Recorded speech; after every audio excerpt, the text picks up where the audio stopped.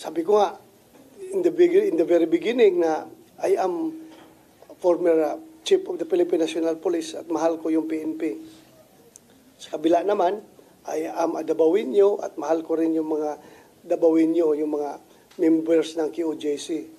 So, kailangan, kung may nakita akong mali in the course of my investigation, kung may nakita akong maling ginawa ng PNP, naturalmente, sisitahin ko sila. At kung may nakita naman akong mali rin na ginawa ng mga members ng QOJC, natural, sinita ko rin sila. Like kasama yung sinabi mo na yung mga pulis kinapkapan, mag-implement, mag-serve bang kaya ng warrant, bakit kakapkapan pa? At wala ng armas, kakapkapan pa. Kaya medyo hindi ko masyado nagustuhan yung senaryo na yon. Pati yung